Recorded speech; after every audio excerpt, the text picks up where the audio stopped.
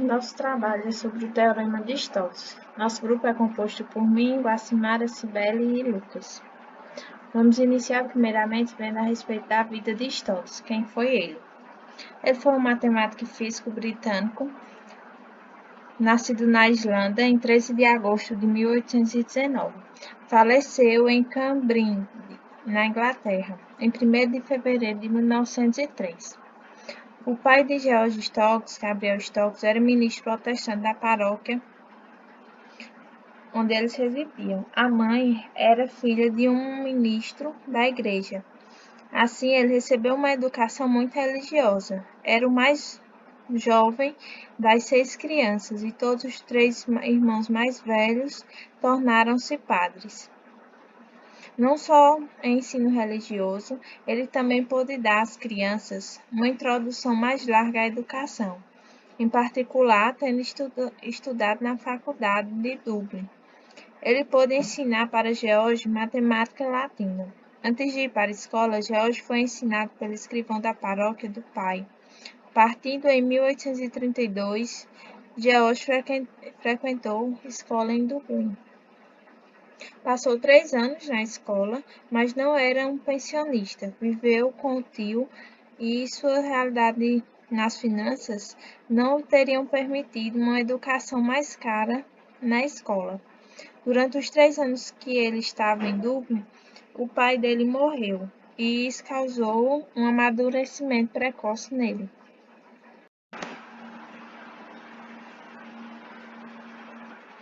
Aos 16 anos de idade, ele se mudou para a Inglaterra e entrou na faculdade de Bristol. Os 2 anos que ele ficou lá foram importantes para o preparo de seus estudos na sua próxima faculdade.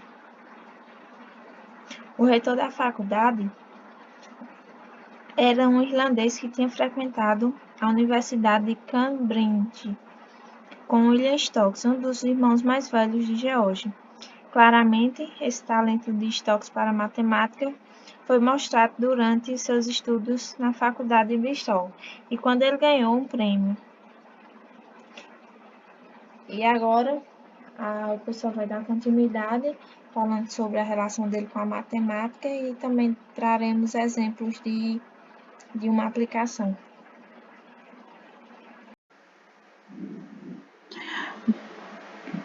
O teorema de Stokes estabelece uma relação entre uma integral de superfície com uma integral em torno da curva, que é dada pela fronteira da superfície de integração. É uma curva C que é dada pela fronteira de uma superfície S, sua orientação positiva quando sua superfície estiver sempre à esquerda.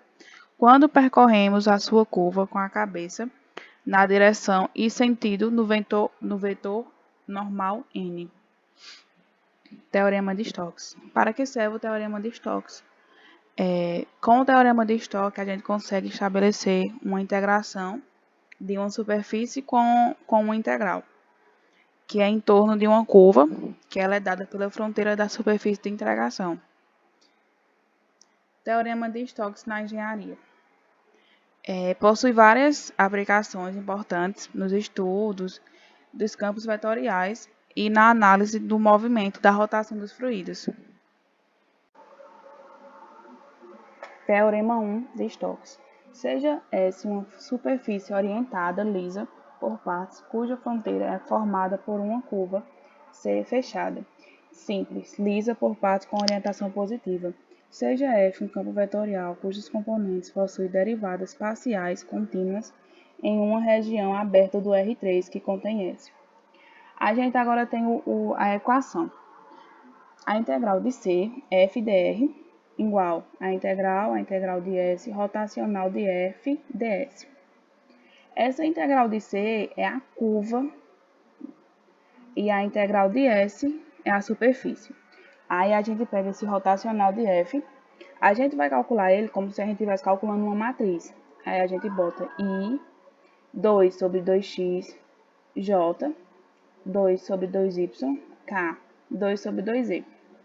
A gente vai ter agora P na direção 1, I, Q na direção J e R na direção K. Aqui a gente tem um círculo. Esse C aqui é a curva. A curva é a integral de C, f dr, e aqui é a da superfície, é a integral integral de S, rotacional f ds. Bom, gente, eu vou apresentar um exemplo para vocês, que através desse exemplo dá para entender melhor qual a função, né, do Teorema de Stokes, qual a importância dele. Bom, eu vou dar esse exemplo através de uma questão. A questão é essa aqui, que vocês estão vendo, e o enunciado dela diz o seguinte: calcule a integral de linha da curva C, campo FDR, onde a curva C, essa parametrizada é essa daqui que a gente vê, é a curva C parametrizada, e o nosso campo vetorial é esse aqui, que está aqui embaixo. Então, a gente tem que calcular a integral de linha dessa curva. Mas acontece o seguinte: se a gente for tentar resolver essa integral pela forma direta, olha só a forma como ela ficaria, que é essa que a gente está vendo aqui, ó. Eu não sei se vocês estão vendo direito, mas a gente vê que ela é muito complicada de se resolver da forma que ela está apresentada aí, né? Da forma direta. Não dá para calcular essa integral dessa forma. Então, a gente vê que como é bem complicado, a gente utiliza o teorema de Stokes para resolver essas situações, onde a integral de linha seria muito difícil de calcular. A gente vê aqui, é uma integral de linha, no caso vetorial, no R3, né?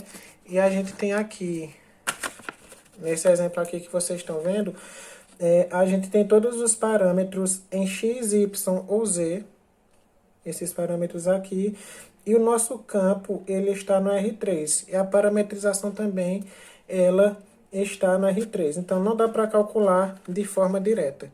Então, o que é que o teorema de... Bom, gente, então a gente vai resolver isso através do teorema de Stokes. E o que é que esse teorema fala? Ele relaciona essa integral de linha com as integrais de superfície, que são essas aqui.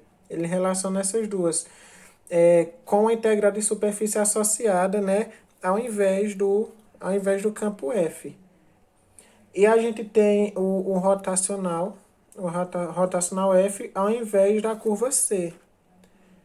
E a gente vai ter uma superfície S, que é essa superfície aqui, e a curva C, como vocês estão vendo aqui, ela é a fronteira de S. Então, a ideia geral do teorema de Stokes é praticamente a gente pegar uma integral de linha complicada, como essa que vocês estão vendo aqui, e transformar em uma integral simples, em uma integral de superfície simples, que é como a gente vai ver aqui mais para frente na resolução dessa questão utilizando o teorema de Stokes. Agora, partindo diretamente para a resolução, através do teorema de Stokes, a gente tem o seguinte: aqui a gente vai fazer a integral da superfície S, rotacional de F. A gente vê aqui que o F vai continuar sendo um vetor. Deixa eu aproximar mais para vocês. Pronto, aqui o F vai continuar sendo um vetor, mas a gente pegou o NDS daqui e quando chegou aqui, a gente transformou ele em Nzão du dv. Agora, fazendo o rotacional de F, nessa parte aqui, a gente vai ter o seguinte: pela definição, né, bem importante deixar claro que isso aqui é de acordo com a definição, o rotacional de F, ele é o gradiente, que vai ser esse triângulo aqui que vocês estão vendo que está virado, que são as derivadas em x, y e z, produto vetorial com F. E abrindo isso aqui, a gente chega nessa parte aqui, abrindo aquela parte ali que a gente viu da definição. E uma das formas de aprender a fazer essa parte do rotacional é decorando essa parte aqui ou aprendendo aquela outra parte aqui de cima. E aqui a gente já chega bem mais próximo da resolução do rotacional de F. Então, a gente vai ter o seguinte: o rotacional será a derivada de F3 em relação a Y, que vai ser 1. derivada de f3 em relação a y, que vai ser 1. Esse aqui, a gente já vai ter que ele é 0, que vai ser a de f1 em relação a dy. E a derivada de f2 em relação a z vai ser 0. A derivada de f1 em relação a z vai ser 1. A derivada de f3 em relação a x vai ser 0. E, por último, a derivada de f2 em relação a x vai ser 1. Então, a gente tem isso aqui, e resolvendo isso, a gente chega a esse resultado. O rotacional de f é isso. A gente viu que utilizando o teorema, foi bem mais fácil de chegar nessa resolução do rotacional. Ainda não acabou ali nessa parte, a gente agora vai calcular a superfície. Bom, e de que forma é que a gente vai transformar essa curva em uma superfície? A gente tem, nós temos infinitas superfícies, né, que podem ter como fronteira ou o bordo, ou esse bordo, ou essa curva. Então, a gente tem o seguinte, aqui nessa imagem, que a gente vê aqui no canto, a gente vê que a nossa superfície, a superfície S é só a gente pintar, né, esse círculo. Então, através de pintar essa circunferência, a gente encontra a nossa superfície, que ela está no plano Z igual a 3. Plano Z igual a 3 está bem aqui nessa parte. X é cosseno de t e y é seno de t. Agora a gente vai parametrizar essa superfície. E para parametrizar essa superfície, a gente faz o seguinte. Nós podemos utilizar R e θ. Como estão aqui, R e θ. E no nosso círculo, o nosso círculo, como a gente já viu, ele está no plano Z igual a 3. Então, aqui, o Z vai continuar sendo igual a 3. E por essa circunferência ter o raio igual a 1, o X e o Y também vão continuar com o raio 1. Com o raio 1. Então, a gente vai repetir aqui R cosseno e R cosseno de θ e R seno de θ para X e para o Y. E a gente vai ver aqui, a gente vê que as variáveis são R e θ, sendo que o R varia de 0 a 1 e o θ varia de 0 a 2π. E agora, para finalmente a gente encerrar esse exemplo nessa questão, a gente vai encontrar o vetor normal dessa superfície. Bom, o vetor normal, como vocês podem ver nessa parte aqui, ele é o produto vetorial de R θ. Das derivadas em R θ. Aqui a gente vê que está representado pelo Nzão, né, que ele está em forma de vetor. Então, a gente tem essa parametrização. E agora, com isso, a gente vai calcular as derivadas. A derivada de R cosseno de θ, R seno de θ e 3 em relação a R e em relação a θ. Aqui, em relação a R, a gente vai ter que essas derivadas vai dar cosseno de θ, seno de θ e 0, né? 0 é a derivada de uma constante. Em relação a θ, a gente vai ter que menos R seno de θ, R cosseno de θ e 0, que é a derivada da constante. Após calcular a integral, a gente vai colocar dentro de uma matriz, como você...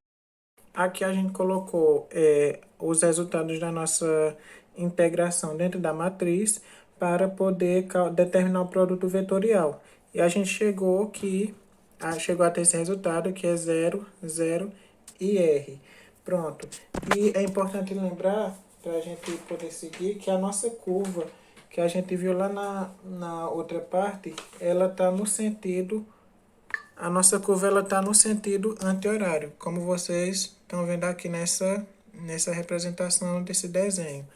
Então, olhando aqui a orientação da nossa curva, a gente vê que o vetor está para cima. Então, a gente aplica tudo que a gente já calculou nesse cálculo aqui. A gente calcula essa integral aqui, a gente vê esse resultado 1 e 1, 0, 0 e R, que foram tudo que a gente veio calculando ao longo dessa questão. E a gente fazendo os cálculos, resolvendo essa integral, a gente chega até esse resultado da superfície, que é igual a π. Pronto, gente. Esse foi o exemplo que a gente fez. Esse foi o primeiro exemplo, né, que a gente pôde entender através dele para que serve o Teorema de Stokes, como ele facilita a resolução de algumas aplicações, de algumas questões no cálculo. Essa é a aplicação que eu vou apresentar. Vamos calcular a integral de linha de FDR, onde o campo vetorial é dado, e C é o triângulo de vértice 1, 0, 0, 0, 1, 0 e 0, 0, 1. Temos os eixos x, y e z e o triângulo de vértices 1, 0, 0, 0, 1, 0 e 0, 0, 1. Eu quero calcular a integral de linhas que interliga esses três pontos, ou seja, a integral de linha nesse caminho. Aí que entra o teorema de Stokes. Se não usar o teorema, você vai precisar calcular três integrais de linhas diferentes, uma para cada trecho daqui. Já usando o teorema de Stokes, você só precisa integrar uma integral dupla e a integral dupla será calculada nessa região. Esse vetor normal ele está aqui e forma um ângulo de 90 graus. Esse exercício é longo porque o cálculo do rotacional envolve um produto do vetorial e o cálculo do vetor normal ele também envolve outro produto do vetorial. Iniciando pelo rotacional de F, temos o operador nabla vetorial no nosso campo F. Para avaliar a rotacional, precisamos avaliar o seguinte determinante: IJK, ∂x, ∂y, ∂z e x mais y ao quadrado, y mais z ao quadrado e z mais x ao quadrado. Utilizando Laplace, nesse determinante precisamos fazer a diagonal principal menos a diagonal secundária. A derivada de z mais x ao quadrado em relação a y é igual a zero, menos a derivada de y mais z ao quadrado com relação a z é igual a 2z. Derivada de z mais x ao quadrado em relação a x é igual a 2x, menos x mais y ao quadrado com relação a z é zero também, sem esquecer o sinal de menos. Derivada de y mais z ao quadrado em relação a x é zero, menos derivada de x mais y ao quadrado em relação a y é 2y. Então, temos o vetor menos 2z, menos 2x, menos 2y. O rotacional está praticamente finalizado. Agora temos que calcular o vetor normal da superfície, dado que o plano passa pelos pontos 1, 0, 0, 0, 0, 1 e 0, 1, 0. A equação desse plano é x mais y mais z igual a 1.